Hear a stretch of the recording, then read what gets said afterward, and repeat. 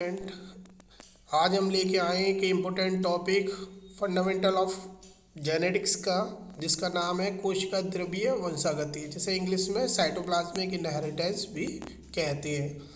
मैं साजिद, स्टार्ट करते हैं आज का टॉपिक साइटोप्लाज्मिक इनहेरिटेंस। जैसा कि आप जानते हो कि कोशिका के अंदर जो न्यूक्लियस होता है उसके अंदर जेनेटिक मटेरियल प्रेजेंट रहता है, जिसे हम क्रोमोसोम्स डीएनए के नाम से जानते हैं। ठीक है, यह डिवीजन के बाद किसमें चेंज हो जाता है? क्रोमोसोम्स में। ठीक, और क्रोमोसोम्स जो डिवीजन में भाग लेता है, इसी के द्वारा एक पीढ़ी से दूसरी पीढ़ी में जेनेटिक मटेरियल ट्रांसफ़र होता है। लेकिन कोशिका द्रव्य में न्यूक्लियस के अलावा साइटोप्लाज्म में दो ऑर्गन प्रेजेंट होते हैं, जिसके पास अपना डीएनए होता है। ठीक है, ये दो सेल ऑर्गन है, माइटोकॉन्ड्रिया और क्लोरोप्लास्ट। ठीक है, माइटोकॉन्ड्रिया के पास अपना डबल स्टैंडर्ड डीएनए प्रेजेंट होता है तथा क्लोरोप्लास्ट के पास भी अपना डीएनए प्रेजेंट होता है। इन पर पाए जाने वाले जीन साइटोजीन्स कहलाते हैं।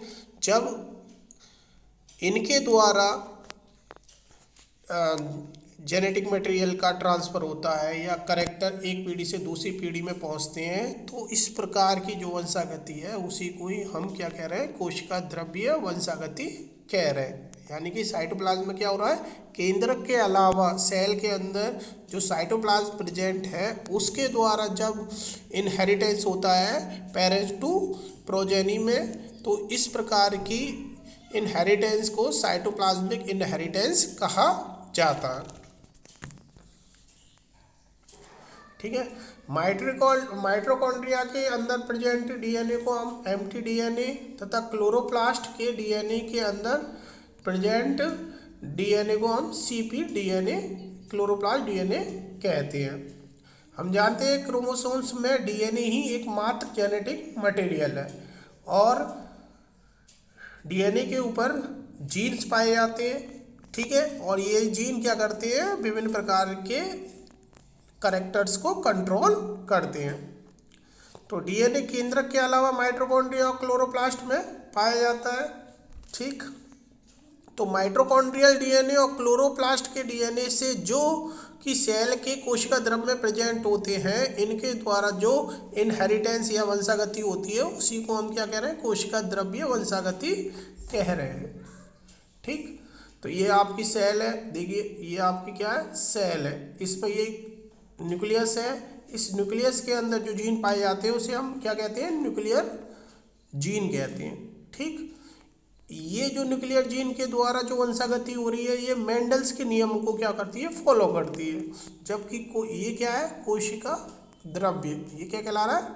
साइटोप्लाज्म। इस साइटोप्लाज्म के अंदर माइटोकॉन्ड्रिया और क्लोरोप्लास्ट यानी कि माइटोकॉन्ड्रिया और हरित लवक दो ऐसे सेल ऑर्गन हैं जिनके पास अपना एम्प्टी डीएनए प्रेजेंट होता है और इसके पास सीपी यानी क्लोरोप्लास्ट डीएनए प्रेजेंट होता है। इस दोनों डीएनए माइटोकॉन्ड्रिया और क्लोरोप्लास्ट के डीएनए के द्वारा जो इनहेरिटेंस हो रही है, यानी कि जो वंशागति हो रही है, इसी को ही हम क्या कह रहे हैं? साइटोप्लाज्मिक इनहेरिटेंस कह रहे हैं। ठीक, ये देखिए, ये हमारे दो सेल ऑर्गन है।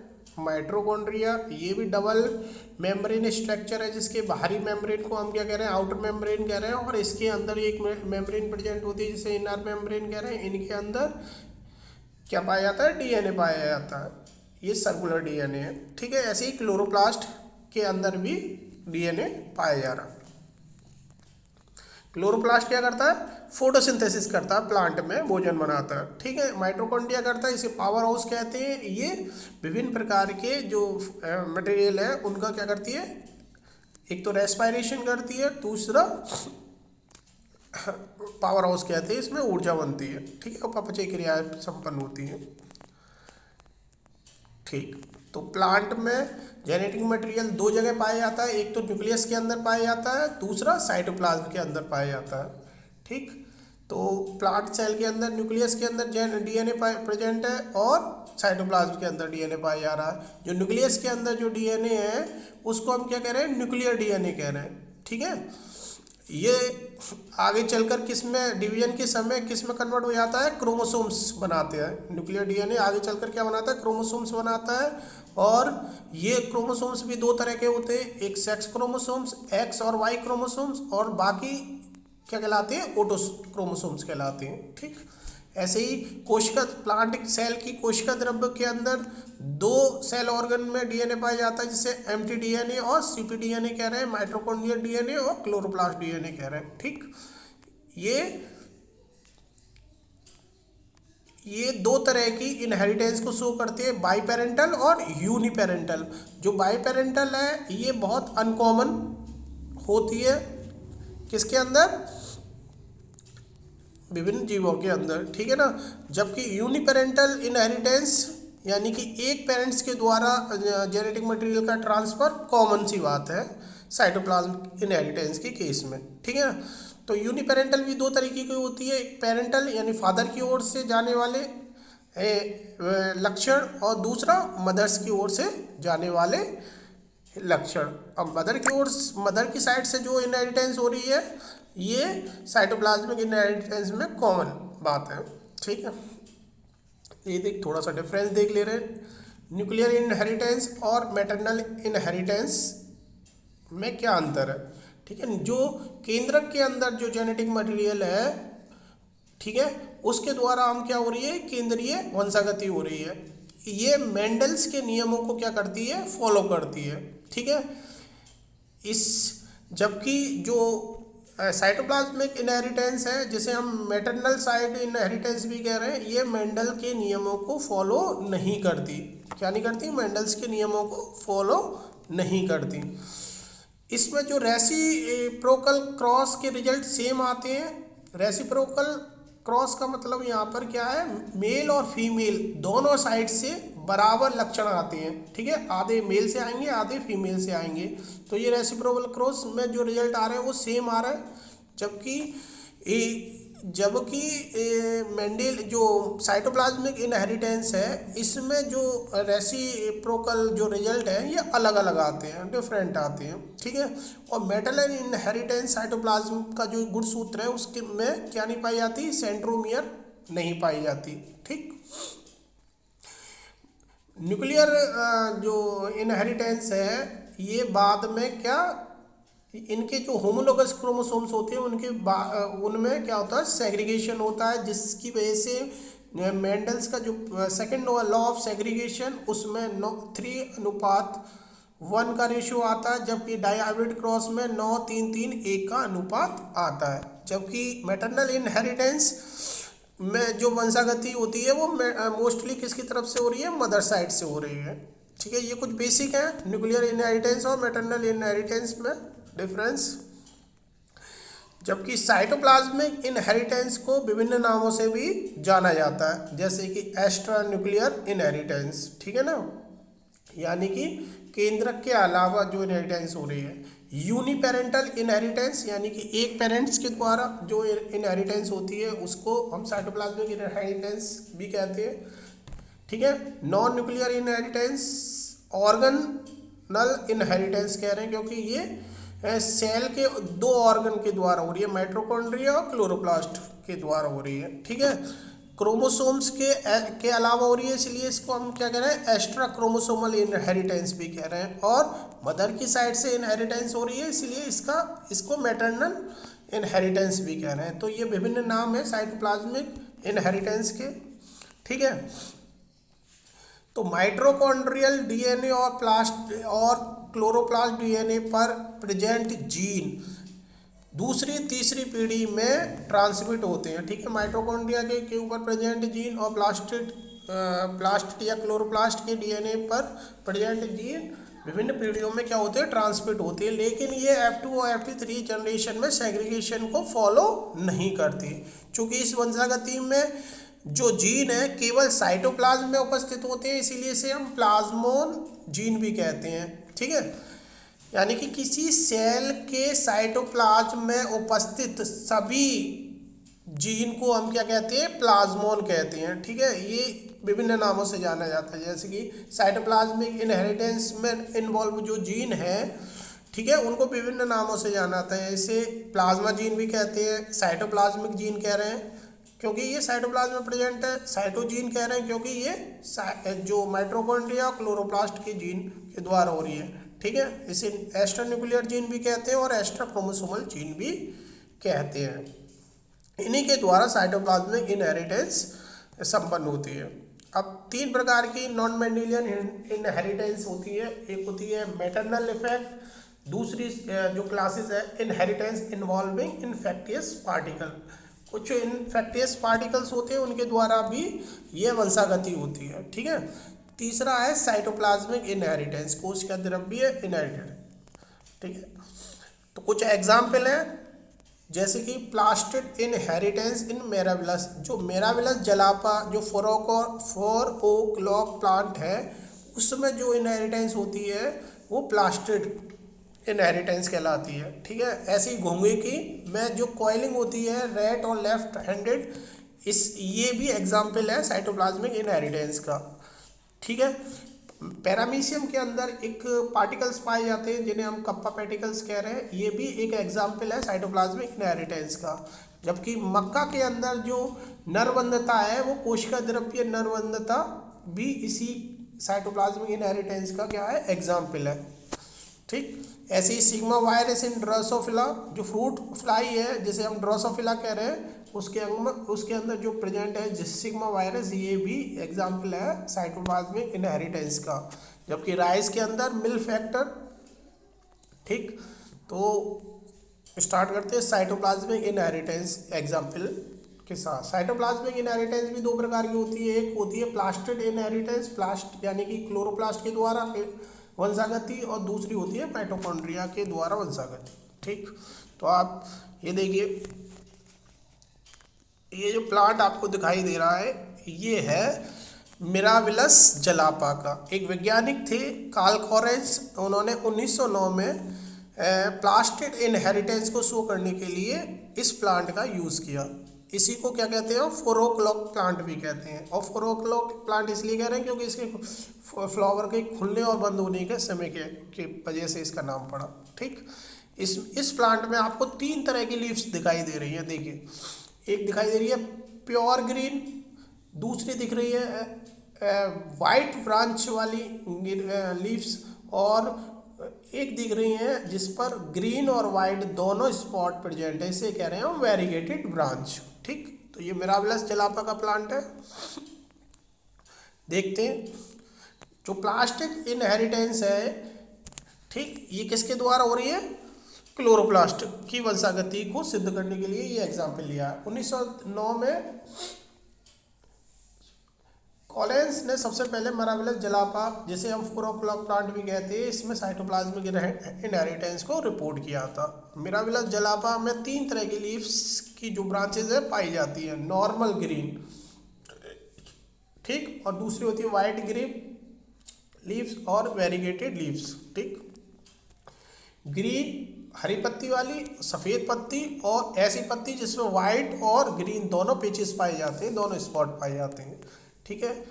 ये इस तरीके का प्लांट, ठीक। ये देखिए 3 तरह के, ठीक। तो इसको हम 3 केस में समझेंगे। सबसे पहले हम प्लांट लेंगे ग्रीन, अगर ठीक है, तो इस पहले केस में जो फीमेल प्लांट है वो ग्रीन है, ठीक है, यानी कि इसके अंदर जो ग्रीन प्लांट है, ग्रीन लीव्स वाला प्लांट है, ये हम फ्लावर कैसे ले रहे हैं, फीमेल ले रहे हैं, ठीक है। इसका जो माइटोकॉन्ड्रिया ये फंक्शनल है, जिसकी वजह से इसकी लीफ का कलर कैसा आ रहा है, ग्रीन आ रहा है। जब ग्रीन लीव्स का क्रॉस हम किससे कराते हैं, मेल ग्रीन के साथ कराते हैं, तो आप देखते हो, देखिए फीमेल ग्रीन, इसमें क्या है, नॉर्मल क्लोरोप्लास्ट प्रेजेंट है, इसका क्रॉस हम किससे करा देते हैं, जो नर जो ग्रीन है उसके न्यूक्लियस से कराते हैं। तो जाइगोट जब बनेगा तो इसके अंदर जो नॉर्मल क्लोरोप्लास्ट प्रेजेंट होगा, क्या होगा, नॉर्मल क्लोरोप्लास्ट प्रेजेंट होगा, जिसकी वजह से प्लांट पर सारी की सारी पत्तियां कैसी आएंगी, ग्रीन प्रेजेंट होंगी। जब हम फीमेल ग्रीन लेते हैं, उसका जो मेल वाइट के साथ क्रॉस कराते हैं, तो सारी की सारी पत्तियां फिर भी ग्रीन आती हैं, क्योंकि जो फीमेल ग्रीन है इसका जो माइटोकॉन्ड्रिया वो नॉर्मल फंक्शन वाला है, ठीक है, नॉर्मल है। फिर फीमेल ग्रीन का क्रॉस किससे कराते हैं, मेल वेरीगेटेड लीफ से कराते हैं, तो हम देखते हैं कि सारी सारी लीव्स हमें फिर ग्रीन मिल रही हैं। कहने का मतलब ये है कि फीमेल जो साइड है उसके द्वारा क्या हो रहा है, करेक्टर ट्रांसफर हो रहे हैं फर्स्ट केस में। सेकंड केस देखिए, अगर फीमेल वाइट हो तो जब फीमेल वाइट का क्रॉस ग्रीन मेल से कराते हैं तो नॉर्मल वाइट कलर क्या होता है, प्रोड्यूस होता है, ठीक। जब फीमेल वाइट का क्रॉस वाइट मेल से कराते हैं तब भी सारी की सारी लिप्स कैसे होती है, वाइट होती है, क्योंकि फीमेल वाइट के अंदर कैसा माइटोकॉन्ड्रिया प्रेजेंट है, नॉन फंक्शनल, जिसके फंक्शन में क्या आ गया, एरर आ गया। जब इस एरर की वजह से कैसी लीव्स आ रही है, वाइट कलर की आ रही हैं। जब इसका cross green male normal male से कराते हैं तो सारी की सारी पत्तियां कैसी आती है, वाइट आ रही हैं, इसमें भी वाइट आ रही हैं, और तीसरा वेरीगेटेड के साथ कराने पर भी वाइट आती है। कहने का मतलब ये, अगर फीमेल वाइट है जिसका माइटोकॉन्ड्रिया नॉन फंक्शनल है, तो सारी की सारी जो करेक्ट है वो ट्रांसफर फीमेल की तरफ से हो रहा है, ठीक है। अब फीमेल वेरीगेटेड ले लें, उसका क्रॉस जब हम ग्रीन कराएंगे, ग्रीन से कराएंगे, तो 3 तरह की लीव्स हमें दिखाई देंगी, 3 तरह का के हमें सिम्टम्स दिखाई देंगे। एक ग्रीन दिखाई देंगी, वाइट दिखाई देंगी और वेरीगेटेड दिखाई देंगी, ठीक है। ये देखिए, वाइट, ग्रीन और वेरीगेटेड। जब रिजल्ट हम देखते हैं, वाइट के साथ फीमेल वाइट के साथ क्रॉस कराते हैं तो सारी की सारी लिप्स कैसी आ रही हैं, वाइट आ रही हैं, ठीक है।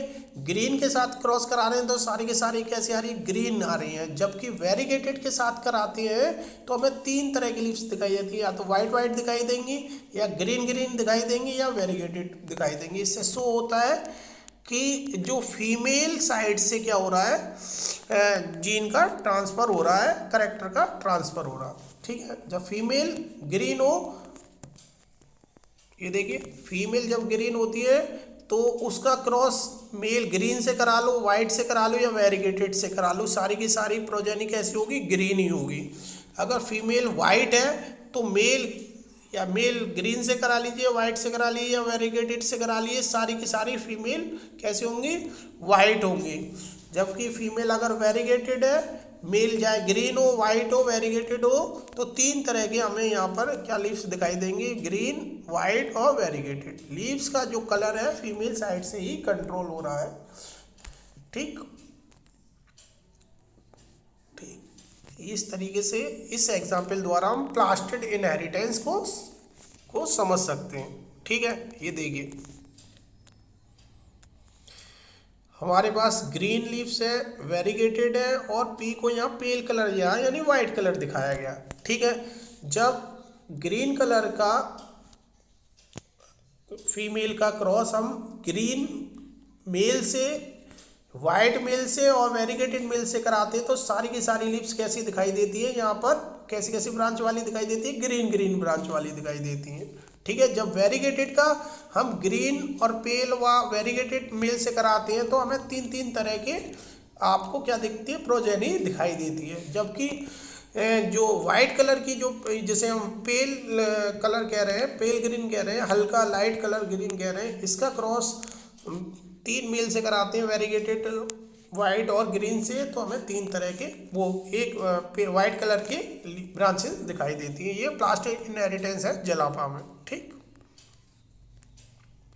एक और एग्जाम्पल है माइटोकॉन्ड्रिया में। माइटोकॉन्ड्रिया में जो यहाँ पर एग्जाम्पल लिया है, ईस्ट के द्वारा हम समझते हैं किस तरीके से ट्रांसफ़र हो रहा है, ठीक। तो 2 तरह की हमारे ईस्ट में कॉलोनी बनती है, एक ग्रांडी कॉलोनी, ठीक है, और दूसरी बनती है पेटाइट कॉलोनी। और जो ग्रांडी कॉलोनी होती है, जो बिग कॉलोनी होती है, ठीक है ना, ये देखिए इस तरीके से बिग कॉलोनी है, ठीक, ये देखिए बड़े बड़े पेचेस के रूप में हमें आपको कॉलोनी देखने को मिलती है। ठीक है, ये मेटाबॉलिक क्या होती है, एक्टिव होती है, और एरोबिक रेस्पिरेशन इसमें क्या रहता है, हाई होता है। ठीक है, और नॉर्मल इसके अंदर क्या है, ग्रांडी के अंदर क्या नॉर्मल माइटोकॉन्ड्रिया प्रेजेंट है। तो जो ईस्ट जो खमीर है इसमें दो तरह की वैरायटी ली है हमने, एक ग्रांडी वैरायटी जिसमें जो कॉलोनी होती है बड़ी होती है, जबकि पेटाइट में क्या होती है, छोटी छोटी होती है। ठीक, पेटाइट में क्या होता है, स्मॉल कॉलोनी पाई जाती है। ये पेट्रिक डिश है, इसके अंदर देखिए ये कॉलोनी दिखाई दे रही है आपको, पेट्रिक डिश में स्मॉल स्मॉल कॉलोनी आपको यहाँ पर ये दिखाई दे रही है। ठीक है, ये मेटाबॉलिकली कम एक्टिव होती है। ठीक है, और लो रेस्पिरेशन होता है इसमें, एरोबिक। ठीक है, क्योंकि इसके अंदर कैसा है, म्यूटेंट डिफेक्टिव माइटोकॉन्ड्रिया प्रेजेंट होता है। ठीक,